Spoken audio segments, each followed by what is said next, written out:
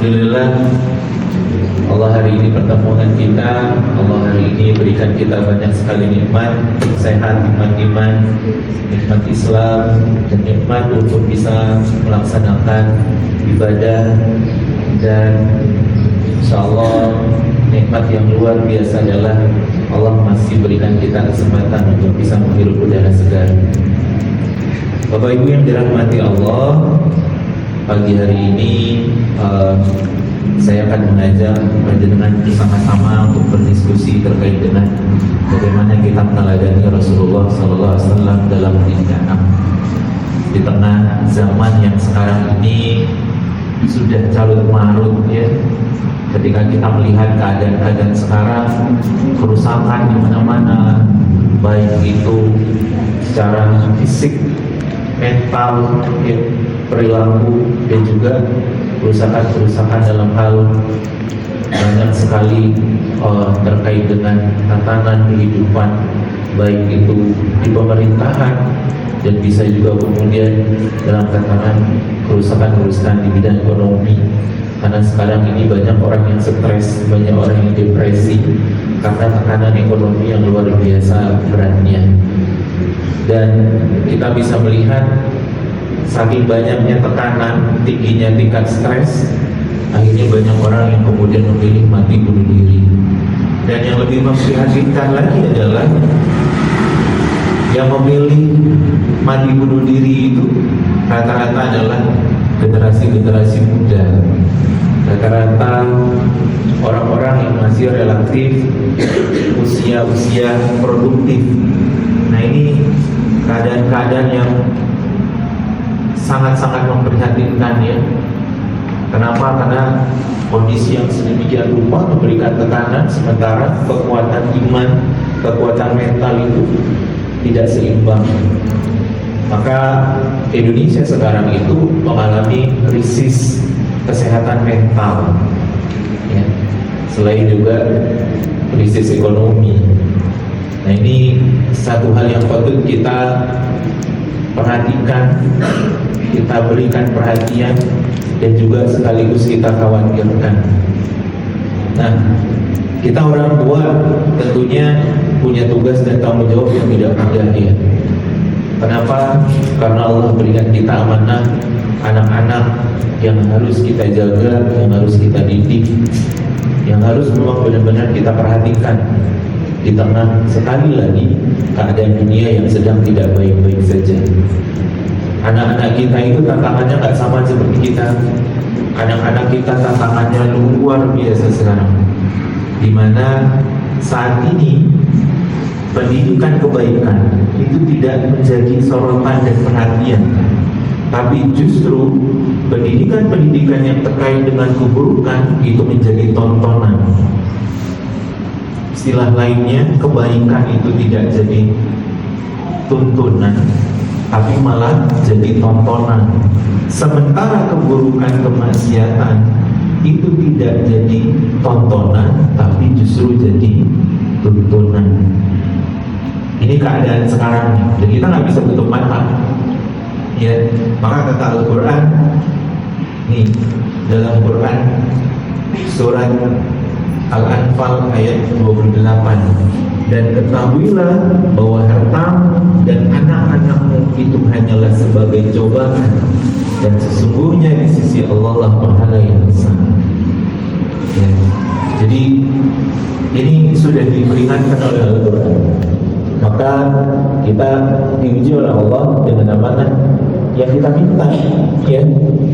Karena rata-rata orang tua itu ketika dia menikah baru jadi manten, itu selalunya harapan terbesar mereka adalah segera diberi momongan. Maka pertanyaannya itu kan, kalau orang yang masih jomblo ditanya kapan nikahnya, begitu sudah nikah pertanyaan berikutnya kapan punya anak, sudah punya anak ditanya kok gak nambah, gitu. Begitu terus, ya. Akhirnya ketakutan orang yang ketika dia sudah menikah itu adalah gak punya anak. Itu dulu, ya. Kalau sekarang di kota-kota besar para eksekutif muda, generasi-generasi yang sekarang milenial dan generasi-generasi yang sudah luar biasa kehidupannya, itu mereka punya program punya slogan menikah tanpa anak, free child. Mereka nggak mau punya anak. Kenapa? Ruwet. Mereka nggak punya anak. Kenapa? Banyak masalah. Mereka nggak punya anak. Kenapa? Biaya hidup mahal. Biaya pendidikan apalagi. Ini generasi-generasi yang sekarang yang lagi tren. Bahkan tingkat pernikahan di negara kita kan menurun jauh tuh. Termasuk tingkat kelahiran. Ya otomatis begitu tingkat pernikahannya itu turun, maka tingkat kelahiran pun turun. Akhirnya banyak sekarang sekolah-sekolah TK PAUD itu tutup. Saya kebetulan bertugas sebagai asesor, sering keliling untuk visitasi. Nah, tren 2 tahun terakhir ini adalah banyak sekolah-sekolah PAUD, sekolah-sekolah TK itu tutup. Dan itu nggak di kota besar, justru di kota-kota kecil seperti Blitar. Kemarin saya baru dari Jember itu sekolah-sekolah tutup itu banyak. Kenapa? Sudah nggak ada lagi anak-anak yang kecil mau sekolah, yang mau disekolahkan. Orang tuanya sudah begah, punya anak cukup 1 aja, 2 itu sudah kebanyakan, 3 itu kebobolan katanya. Jadi memang akhirnya ini menjadi satu hal yang memprihatinkan, ya. Kembali lagi, orang tua itu berharap punya anak, maka dia minta kepada Allah. Nah, ketika Allah berikan anak, rata-rata orang tua itu tidak tahu bagaimana dia harus menjaga dan mendidik anaknya. Kenapa? Karena sekolah orang tua itu nggak ada. Sekolah untuk jadi orang tua itu nggak ada. Sementara sekolah untuk jadi tukang masak itu ada. Sekolah tata boga ya. Padahal sekolah untuk masak itu urusannya hanya dengan panci, sutir, dan kawan-kawan. Nah, sekolah untuk orang tua yang itu menjadi satu hal yang sangat urgent dan penting itu nggak ada. Maka rata-rata orang tua di negara kita itu mendidik anak dengan alat coba-coba. Ya. Orang tua itu mengasuh anak dengan cara turun-temurun yang dulu dia dapatkan kemudian diturunkan. Akhirnya memang rata-rata pola asuh kita itu adalah pola keseragaman. Jadi nggak heran kalau orang tua itu menganggap anaknya itu kudu sama dengan anak orang lain. Dulu tak koncomu itu pintar lek konco nulis hitung sembarang iso, sampai gak iso popo sekolah no, les no, pancet dua blok. Orang tua senang melihat rumput tetangga. Kenapa? Rumput tetangga itu lebih hijau daripada rumput di rumah dia. Kayaknya mau kering aja tiap hari. Sementara anak itu nggak boleh melihat rumput tetangganya. Ketika anaknya bilang terus jawab emaknya, dulu emak itu toko itu loh, wapi, baik, sayang anak, nggak mau mewah, gitu. Kaplok abis main.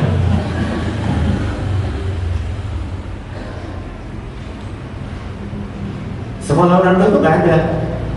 Sementara anak yang Allah berikan ke kita ini, termasuk harta adalah ujian. Maka apa yang harus kita lakukan? Di tengah kerusakan yang luar biasa sekarang, keburukan itu jadi tuntunan, kembali kepada Allah, kepada Quran dan hadis. Maka dalam Quran surat Al-Ahzab ayat 21 itu Allah katakan telah ada dalam diri Rasulullah suri teladan yang baik. Kita itu sudah punya contoh, ya. Islam itu sudah Masya Allah sempurna. Tidak saja mengajarkan tapi juga memberikan tuntunan. Dan itu sudah dibuktikan di zamannya Rasulullah. Di zaman sebelum Rasulullah itu terjadi keburukan, kemaksiatan, orang-orang yang hidup dengan kejahiliaan. Tapi setelah datangnya Rasulullah itu memperbaiki akhlak. Maka diberilah contoh-contoh bagaimana kemudian kita sebagai umat muslim itu menjalani kehidupan, mulai dari bernegara, berekonomi, sampai kemudian berkeluarga. menjadi sesuatu hal yang sebetulnya itu bekal untuk kita. Maka dalam hadis yang diriwayatkan At-Tirmidzi dari Ali bin Abi Thalib radhiyallahu dikatakan, didiklah anak-anakmu atas 3 hal: mencintai nabimu, mencintai ahli baitnya, dan membaca Al-Quran. Karena orang mengamalkan Al-Quran nanti akan mendapatkan naungan Allah pada hari ketika tiada naungan kecuali darinya, bersama para nabi dan orang-orang yang suci. Maka Bapak Ibu, panjenengan datang ke sini itu dalam rangka untuk kemudian mencari ilmu. Panjenengan datang ke sini itu dalam rangka untuk kemudian menitipkan anak-anaknya kepada para ustaz-ustazah untuk dididik agar mereka menjadi salah satu dalam 3 hal yang dikatakan di sini, menjadi orang-orang yang mencintai ahli bait dan mencintai Al-Quran. Maka ketika panjenengan titipkan anak-anaknya ke sini, jenengan harus bisa kooperatif. Panjenengan bisa bekerja sama, panjenengan harus memberikan dukungan, tidak saja kemudian dukungan secara moral, tapi juga material. Ya. Maka jadi orang tua, ketika anaknya itu disuruh ngaji, jenengan juga harus berikan dukungan secara moral. Bagaimana? Ya tunjukkan kalau jenengan juga adalah orang tua yang mendukung terkait dengan program-program yang ada di TPQ. Jangan ketika TPQ ngadakan acara, orang tua diundang misalnya menggerutu. Opo meneh acara TPQ mu ki ono-ono ae koyo sekolahan ae. Kon datang kok niki kok jowo-jowo si sumbangan neng. Itu namanya tak memberikan dukungan. Gimana anakmu mau pinter, mau berkah, orang tuanya saja tukang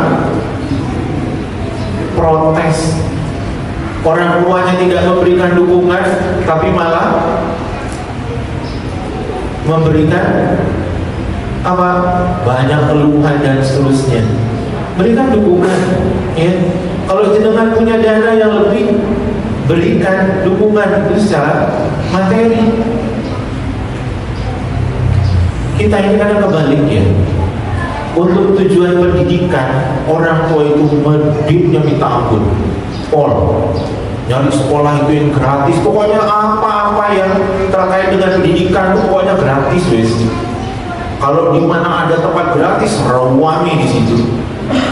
Tapi ada pungutan titik air sepi. Orang tua mendidik namanya.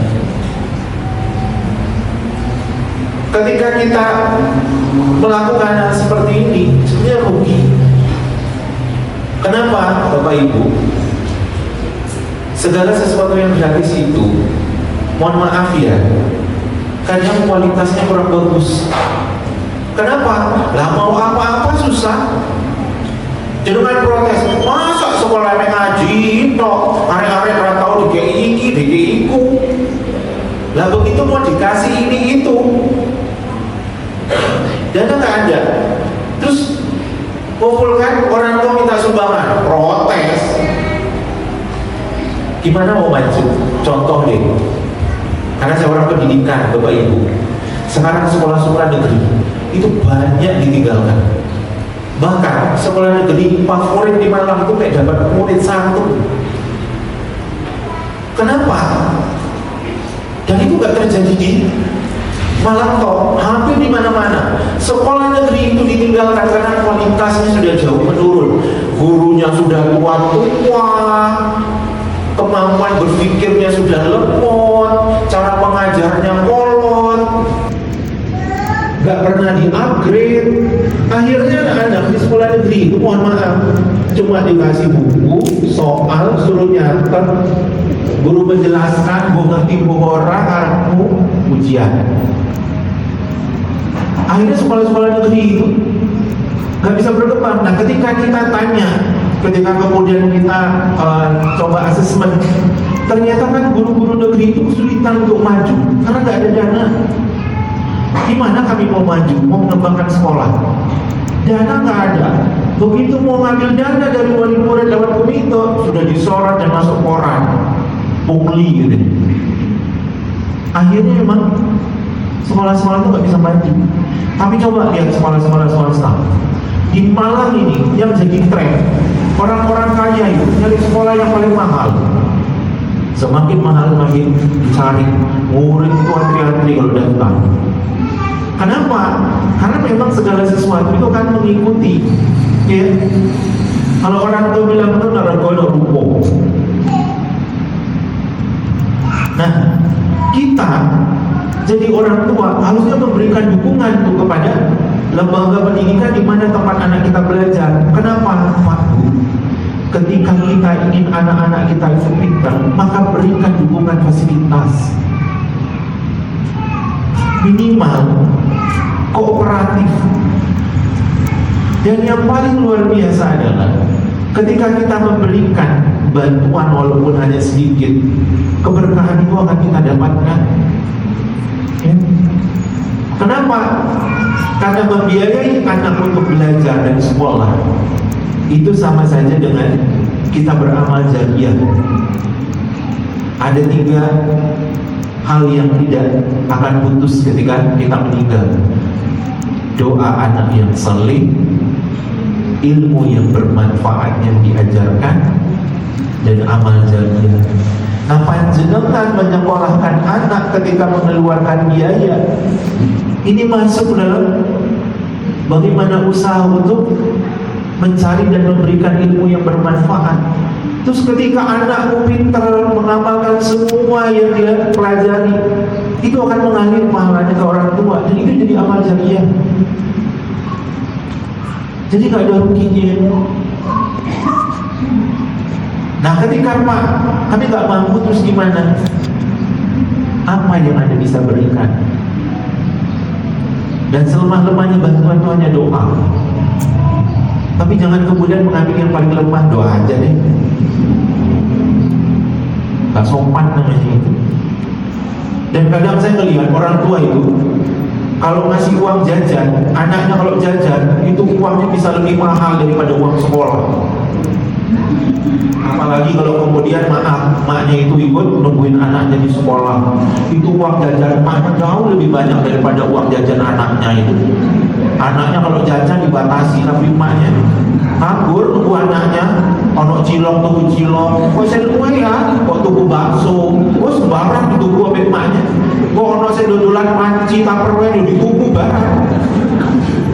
Terus mulai ngomel-ngomel, kenapa gue habis jadi gitu, padahal saya habis maknya. Orang Indonesia itu gitu, ya. Maka Bapak Ibu berikan dukungannya, ya. Untuk apa? Agar ada keberkahan. Ya minimal kalau ada acara dari TPI, datanglah, ya. Anda menjadi orang yang pertama kali yang paling bersemangat untuk datang. Kenapa? Biar jadi contoh untuk anaknya.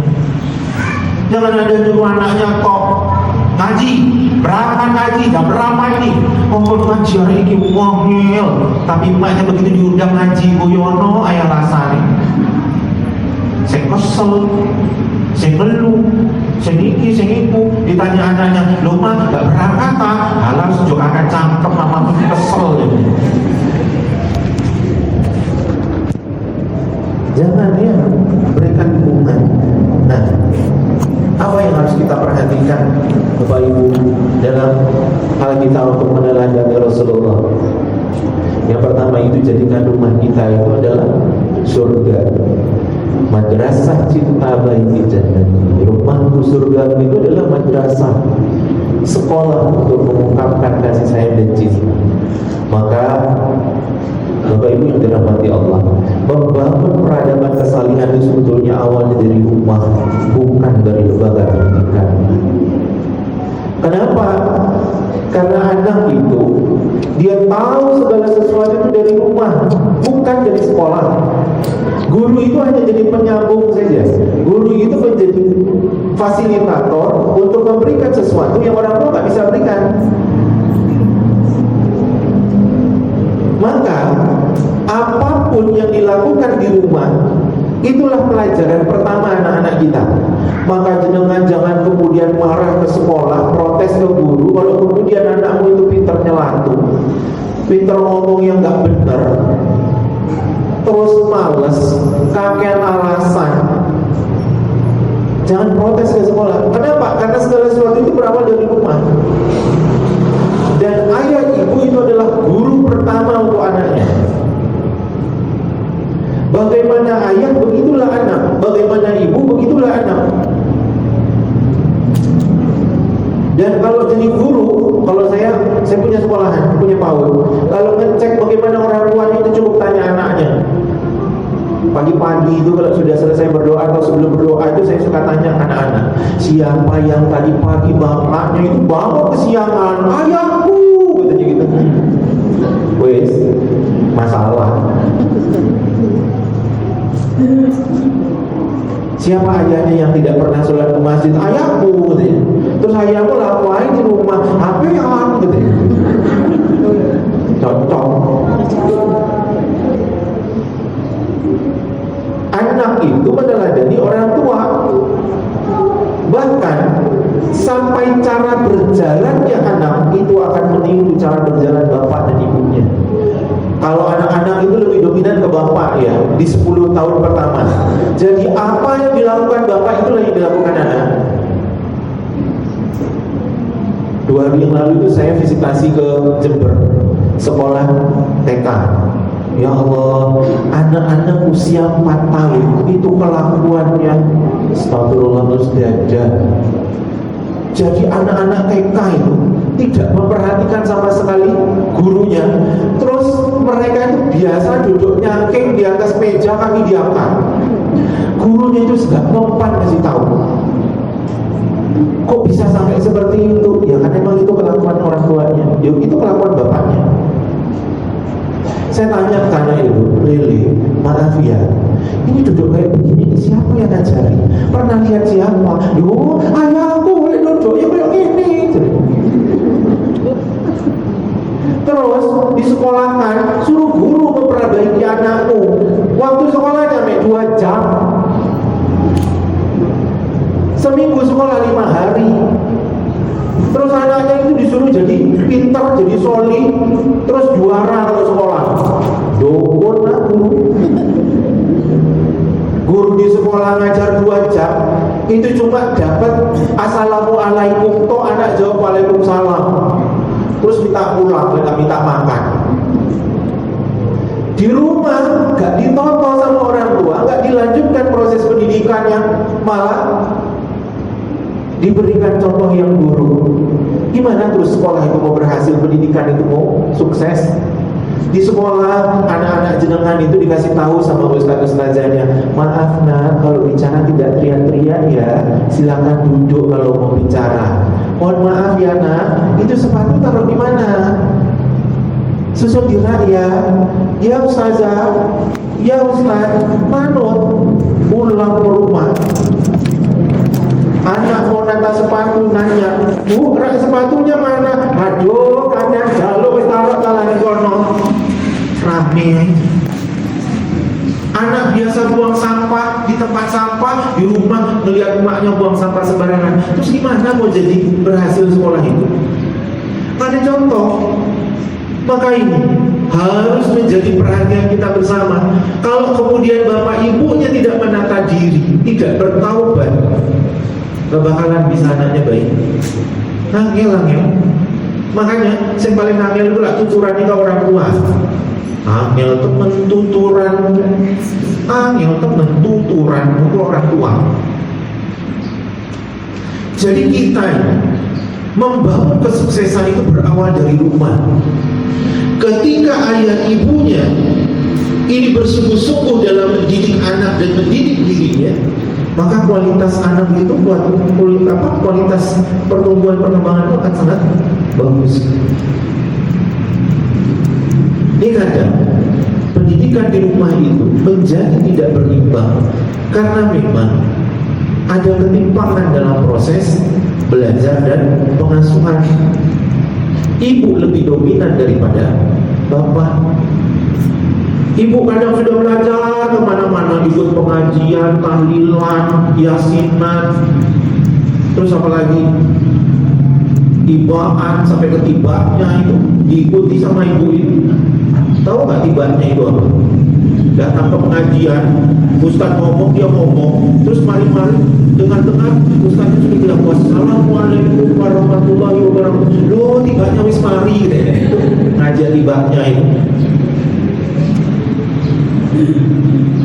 Ibu sudah banyak belajar, sudah punya pengetahuan, punya keinginan melakukan, mengamalkan, mentok gak berhasil. Kenapa? Karena bapaknya gak mau berubah, gak punya pengetahuan. Ibunya sudah bilang ke anaknya, sholat ke masjid, jangan jajan, uangnya ditabung, beramal, berinfak. Begitu orang bapaknya nangis jaluk jajan, gak balik ke masjid. Terus bapaknya bilang, bisa kayak sebenarnya menang tuh, sumpah aku ngomong anak kok nangis saya. Mentang dia proses pembelajaran itu. Maka ini ayah ibu itu harus berimbang ya dalam proses pendidikan keteladanan di rumah. Yang berikutnya itu adalah rumah itu jadi pusat pendidikan pertama dan utama. Jadi orang tua itu punya tugas mendidik anak itu mulai sejak dalam kandungan. Kalau ibu, bapak mendidik anak dulu sekolah itu usia 4 tahun telat. Kenapa? Karena otak dia usia 4 tahun itu sudah 60-70%-nya penuh. Sekarang ini banyak kasus anak-anak berkebutuhan khusus tidak bisa bicara, mengalami gangguan speech delay, sampai kemudian mengalami gangguan-gangguan emosional dan autisme. Saya punya murid, dia tidak bisa ngomong bahasa Indonesia, jadi yang keluar semuanya itu bahasa Inggris. Padahal emaknya sama bapaknya ya orang kampung, tinggal di desa, gak ada yang bisa bahasa Inggris. Tapi ini kenapa anak bahasa Inggrisnya jos? Dan dia kalau diajak ngomong bahasa Indonesia nggak tahu. Dia juga tidak mau bermain dengan siapapun. Dia suka bermain sendiri. Ngomongnya itu ngomong kayak bahasa planet. Tiba-tiba dia ngomong bahasa Inggris. Kenapa kok bisa terjadi begitu? Karena sehari-hari makanannya itu HP. Mulai dari melek sampai merem itu HP. Dan yang ditonton itu ya, segala sesuatu yang berbahasa Inggris. Ada lagi dia nggak pakai HP, terus pakai TV. Mulai dari melek sampai dia mau tidur, tontonannya itu di TV. Maka bahasa yang keluar itu adalah bahasa TV.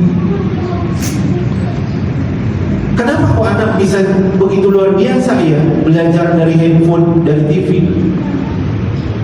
Karena anak-anak itu kemampuan kecerdasan otaknya luar biasa. Dan yang pertama kali memberikan pendidikan berbicara itu ya TV dan handphone itu. Makanya dia berbicara mengikuti apa yang dicontohkan oleh TV dan handphone. Dan kayak begini ini ngeri. Kenapa? Kerusakannya sudah, Masya Allah, Subhanallah, di mana-mana. Apa yang kemudian terjadi? Ya memang kita orang tua yang harus berkorban. Dampingi anak.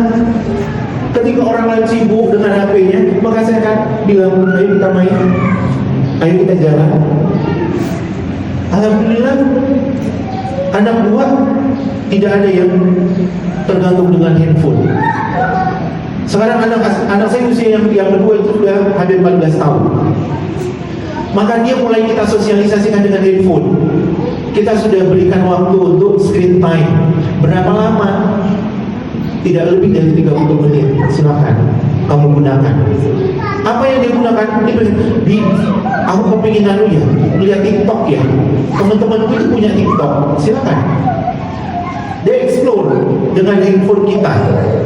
Setelah itu kita akan ada diskusi. Apa yang dilihat dari TikTok? Sudah tahu. Terus serunya di mana?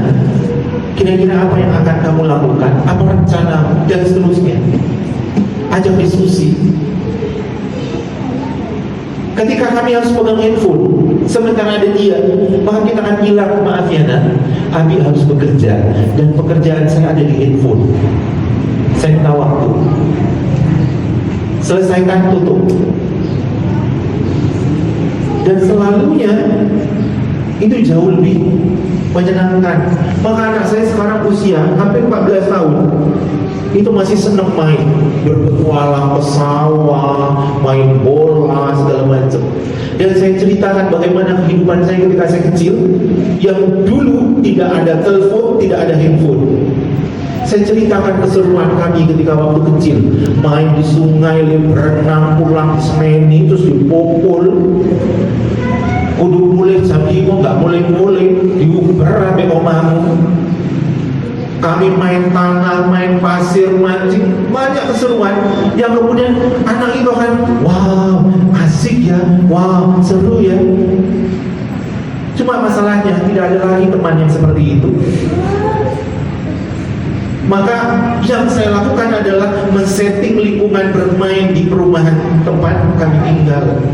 Saya akan bilang ke teman anak-anak saya, maaf ya, bermain dengan Aiman tidak ada yang pegang handphone. Kalau ada yang pegang handphone, pulang. Akhirnya anak-anak di perumahan itu bisa terkondisikan.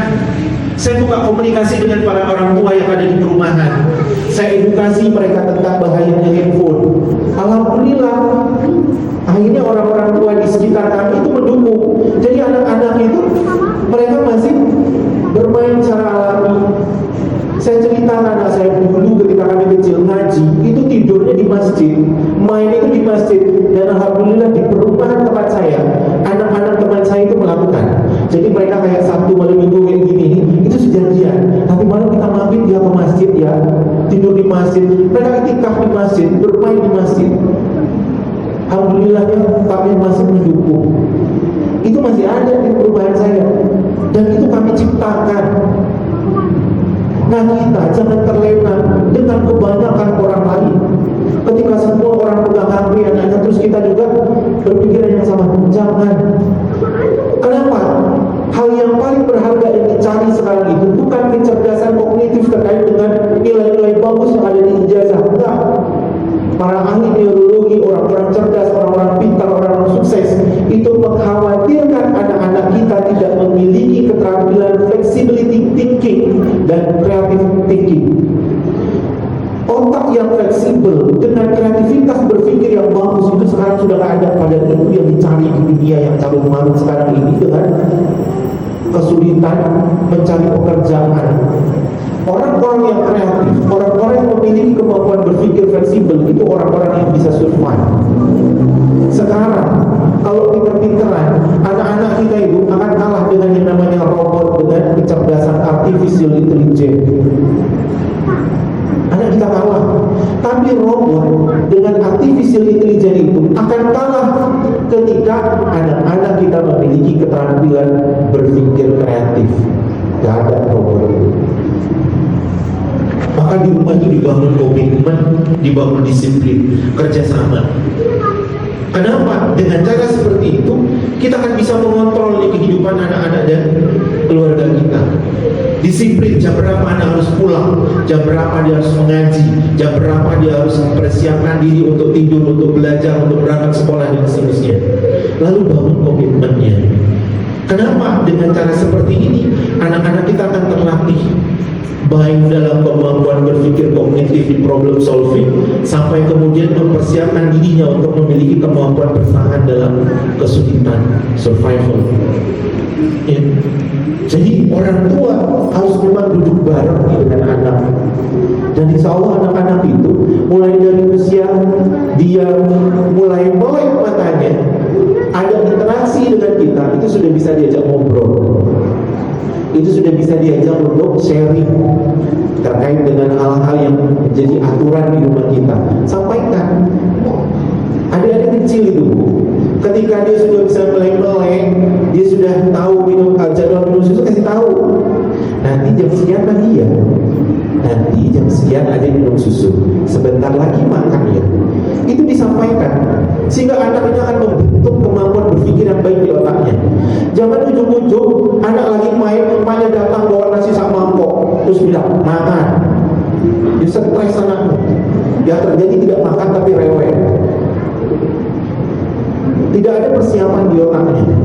ini harus kemudian kita perbaiki dan kita coba lakukan disiplin dan komitmen. Disiplin yang lain itu adalah dalam membentuk anak untuk menjalankan tanggung jawab. Ya, anak usia 2, 3, 4, 5, 6 itu sudah harus punya tanggung jawab. Usia 7 tahun tanggung jawabnya sudah lebih besar. Apa? Misalnya membuang sampah, membantu ibu membersihkan piring, kemudian dia punya tugas mematikan, menghidupkan lampu, membersihkan rumah. Itu anak usia 7 tahun itu sudah harus diberikan. Kenapa? Tanggung jawabnya sudah harus utuh. Dan itu sudah dicontohkan oleh Rasulullah. Rasulullah itu usia 7 tahun itu menggembala kambing, domba. Itu cara mendidik, ya. Dan itu cara kita mendisiplinkan. Sekali lagi, jangan mendidik anak dengan memberikan banyak fasilitas, tapi kita lupa untuk mendidik mereka memiliki kemampuan menghadapi hidup. Oke. Didiklah anakmu sesuai dengan zamannya. Nah ini, Bapak Ibu, ketika kita berbicara sesuai dengan zaman, bukan berarti kemudian kita larut dalam hidup-hidupnya zaman. Seperti sekarang, zamannya teknologi, kemudian semua anak itu diberikan dengan teknologi dan ya, ada waktunya, ada batasnya. Maksud hadis didiklah anakmu sesuai dengan zamannya itu adalah bagaimana orang tua itu bisa mengerti tentang kondisi anak-anak sekarang, tentang kondisi kehidupan sekarang. Kalau dulu zamannya baby boomers, orang-orang tua kita kelahiran di tahun 80-an ke bawah itu orang-orang yang otoriter kan, main perintah, gak boleh membantah. Itu zaman baby boomers. Tapi ketika sudah mulai ada peralihan generasi X, Y, Z, milenial, itu sudah ada perubahan dalam pola perilaku.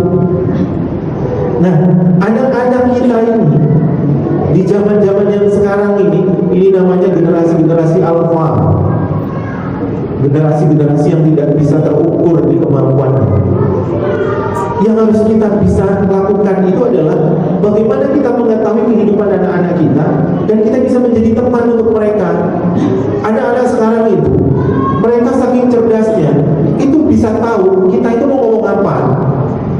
Makanya anak-anak yang sekarang itu paling anti dengar nasihat. Kalau jenengan sudah mulai nasihat, mulai dia ada nasihat ke depan, dia ke belakang, ada ke belakang, dia hilang. Itu anak zaman sekarang.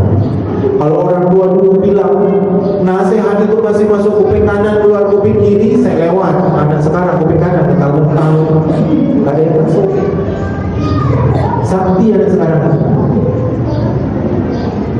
Lantas apa yang harus kita lakukan? Ajak anak-anak kita sekarang ngobrol. Anak-anak sekarang itu sering diskusi. Eranya keterbukaan. Maka jadi orang tua itu harus gaul, harus tahu apa yang terjadi di lingkungannya. Kemudian ketika ada anak di rumah, kita harus bisa jadi temannya, ajak dia ngobrol. Ya, ngapain aja tadi di sekolah? Terus bermain dengan teman, seru kan? Ada teman yang kamu sukai? Terus ceritanya gimana? Ceritain dong. Itu bahasan orang tua. Nggak ada lagi bahasannya kamu belajar apa tadi di sekolah, ujiannya itu kan mesti kamu ini dikasih tahu. Itu nggak mau dengar. Belajar nih wakil kamu nanti nggak rajin belajar, nggak lulus, nilai raportmu jelek semua, melek di ujungnya nanti kau masuk neraka. Anak sekarang tanya, mama sudah pernah ke neraka kan? Anak sekarang itu, makanya memang kita harus pintar-pintar jadi teman. Dan jangan pernah bertanya kalau anak pulang sekolah, pulang ngaji itu tanya, tadi belajar ngajinya gimana? Terus di sekolah tadi belajar apa? Susah gak matematikanya? Anak mesti jawab gak tahu.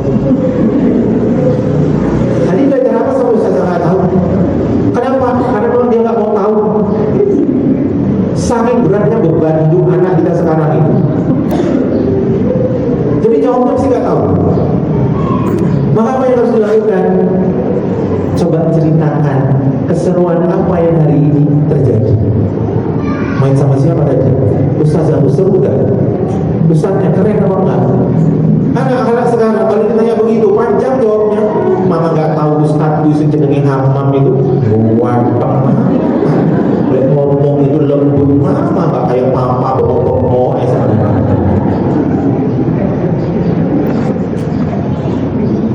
itu anak sekarang tuh. Kita harus bisa jadi temannya. Maka mendidik anak sekarang itu susah-susah gampang, ya. Dan yang paling nanti kita akan rugi mengetahui keadaan anak itu kalau usianya sudah 12 sampai 17 tahun. Itu dia masuk pada fase private namanya. Fase di mana anak itu tidak mau ngomong. Kalau ditanya jawabnya iya, sudah, tidak, terserah, nggak tahu. Itu jawaban anak usia 12 sampai 17 tahun. Sukanya ngurung diri di kamar, lebih banyak sendirian, suka diam, pegang HP ketawa-ketawa sendiri, suka menulis dan berhayal. Itu usia 12 sampai 17 tahun. Di rumah diam tapi di luar tetangga kikik sama temennya. Lebih betah di luar daripada di rumah. Lebih percaya teman daripada orang tua. Itu usia 12 sampai 17 tahun. Ketika orang tua gak pandai-pandai dalam mendekati, dalam memahami kondisi anak yang seperti ini, hilang anak. Hilang dia. Akhirnya dia tidak akan pernah pulang ke rumah. Dia gak betah kalau di rumah selalu bermasalah dengan orang tua. Maka kalau sudah ketemu anak di fase itu, jangan diomelin. Sudah makan kak? Belum. Makan? Iya. Kami ya yo, tapi gak makan. Tanya orang tua, jawabnya sepotong. Yes. Jangan, bahaya. Terus apa yang dilakukan? Kalau tanya, sudah makan kak? Belum. Oke. Nanti kalau sudah lapar, tahu kan di mana cari makanan? Makan ya nak. Sudah cukup, tinggalkan. Dia pulang dalam keadaan cemberut, sedih. Kita melihat anak masuk rumah, masuk ada salam, muka cemberut, mencucu kayak gitu. Wah, iki yo, mesti nek boleh begini, more. Jangan. Ya, kalau sudah tahu anak bad mood itu, tanya aja, kamu baik-baik saja? Gak tahu? Ya sudah. Nanti kalau sudah tahu kasih tahu mama ya. Itu mama yang baik. Bapak datang ke kamar anak, gimana kak? Hari ini lancar? Aman? Gak ada masalah? Gak ada. Kakak gak mau cerita? Mau? Ya sudah. Nanti kalau mau cerita cari papa ya. Papa ada kok di dalam. Cukup begitu doang. Jangan kamu ini kalau ditanya mesti jawabnya sepotong-sepotong. Cerita. Biar orang tua itu tahu kamu punya masalah apa. Jangan menolak. Boleh ngomong coba sih susah. Yo mama ngomel gak berhenti. Anak hilang lagi. Gak usah. Makanya itu fasenya di situ. Nanti kalau dia sudah nyaman, usia 18 tahun itu balik lagi dia kakek ngomong. Makanya Pak Bu, kalau anak masih usia 2 sampai 10 tahun ngomong kok seneng ya, takon kok jawab. Ya, mama lagi ngapain masak? Mama ngerti. Mama ini ya ngomong biarin aja. Kalau jenengan sudah gak kuat bilang, mama mungkin kesel, istirahat dulu ya. Nanti cerita lagi. Anak tanya, mama bikin apa? Bikin nasi, sayur. Masak sayur apa mama? Ya sayur bayam toh. Kenapa mama ini masak sayur bayam? Ya tak apa-apa biar saya. Kan ini mama, aduh kakek nongkrong Rano. Tak balik-balik ke mama mau masak. Takut, main senangnya. Lu, jangan bu. Kenapa nikmati fase itu? Kenapa dia akan hilang di usia 12 tahun ke atas? Saya itu paling senang kalau anak itu akan ngomong. Kenapa? Itu membahagiakan hati gitu. Ya, makanya saya itu betah jadi guru PAUD itu. Tahu semua rahasia mama, rahasia bapak itu. Apalagi kalau sudah musim bobo itu. itu informasi akurat itu dari anak-anak itu. Anak kita zamannya itu zaman di mana mereka terbuka, zaman di mana dia bisa merangkum dan melihat berbagai macam informasi. Maka kita harus menyesuaikan, ya, harus tahu dengan keadaan-keadaan mereka. Jangan menjadi orang yang suka menjudge. Ajak mereka ngobrol. Makanya harus punya timing yang berkualitas untuk keluarga. Ada golden moment gitu, ya. Golden moment ini dimana keluarga bisa berkumpul untuk bercerita, berdiskusi, dan pada saat itu no gadget, jadi tidak ada handphone. Nah, lantas apa yang harus kemudian kita lakukan dalam meneladani Rasulullah, mengenal visi dan misi penuh rahmat dari Rasulullah. Rasulullah itu memperbaiki umat, maka kita ini menjadi orang tua yang juga harus memperbaiki kehidupan anak-anak kita dengan pendidikan yang luar biasa. Maka apa yang Rasulullah ajarkan kita harus tahu, dan sedikit demi sedikit kita harus kemudian meneladani. Nah, ini adalah cara mendidik Rasulullah dalam mendidik anak. Yang pertama, mencintai dan menyayangi anak sepenuh hati tanpa syarat. Ya, nggak harus anak pintar dulu baru namanya sayang. Enggak. Ya, cintai anak kita apa adanya. Kalau ada anak yang dia mungkin kemampuan belajarnya slow gitu ya, nggak lambat, nggak secepat kakaknya, temannya, sudah nikmati saja. Jangan dipaksa untuk dia harus sama. Ya, bilang apapun keadaanmu, ayah dan bunda bersyukur. Ayah bunda yakin kamu mesti anak hebat. Jadi menyayangi dan mencintai anak itu tanpa syarat. Ya. Nah, anak-anak itu ketika mereka masih usia di bawah 10 tahun, ajak dia sejauh mungkin, ajak dia sesering mungkin. Kenapa golden moment itu? Ya, selama mereka masih mau bersama kita, itu jangan dilarang. Ciptakan momen-momen itu. Jangan kebalik. Anak masih kecil, butuh orang tua, dia selalu mencari-cari orang tua nggak ada. Sibuk kerja, katanya mumpung anak masih kecil, wes nyari duit gas katanya. Sampai anak itu dilupakan. Ini yang salah. Jangan lihat kan sekarang berita-berita itu. Banyak orang tua di hari tuanya ditelantarkan oleh anaknya. Tuh lihat tuh, geria lansia di Wajak sana, apa di daerah mana itu? Lupa saya. Coba jenengan ke sana. Orang tua sudah sepuh disia-siakan anaknya.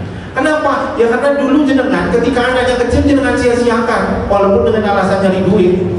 Nggak ada. Kebalik, anak masih kecil itu dia masih nyari orang tua, kemana-mana dia ngikut, kemana-mana dia tanya, mama mau kemana, papa mau kemana, itu tanyanya dia butuh kita. Maka kita harus hadir di kehidupan anak kita di 10 tahun pertama, sehingga dia punya kenangan indah sampai dia bawa dewasa. Ketika anak sudah usia 10 tahun, bapak ibu mau cari duit, carilah. Anak sudah mandiri dia, ketergantungan dengan orang tua sudah berkurang. Pada saat itu dia akan bisa menilai keberadaan kita di mana, kemana, itu sebagai hal yang positif. Tapi ketika dia di bawah usia 10 tahun dan tidak ada, dia menjadi orang yang paling menderita. Dia butuh kasih sayang, dengan banyak sentuhan itu hilang. Anda lebih banyak nyentuh laptop komputer di kantor daripada nyentuh anaknya. Akhirnya begitu dia dewasa, Anda menua, di saat Anda ingin kumpul-kumpul dengan keluarga, dengan anakmu bilang, maaf mama, aku repot, ada rapat, ada meeting, aku gak bisa cuti. Mamamu sakit nak, sudah mama tak grabkan dia berangkat sendiri ke rumah sakit. Itu anak. Jadi jangan heran kalau kemudian sekarang itu banyak kasus anak itu menelantarkan orang tua. Ya gara-garanya seperti itu. Makanya dulu ketika saya punya penitipan anak di sekolah itu tak tutup 2008 itu tak tutup penitipan saya. Kenapa? Saya takut berdosain, menghilangkan waktunya orang tua bersama anak-anak. Wis tobat. Saya bilang ke orang tua ketika ditanya, Pak, kenapa penitipannya ditutup? Ya, karena saya khawatir nanti 10-15 tahun kemudian saya buka penitipan untuk orang tua. Di saat itu anak-anakmu menitipkan Anda. Sedih saya, nanti takut jadi anak durhaka. Jangan. Jadi kita harus benar-benar punya golden moment tuh untuk anak-anak. Mumpung anak-anak senang main Pak Bu, ajak dia berkemah, ajak dia naik gunung, ajak dia jalan-jalan ke pantai. Kenapa? Anak-anak masih suka. Kita pun masih gagah, ya kan?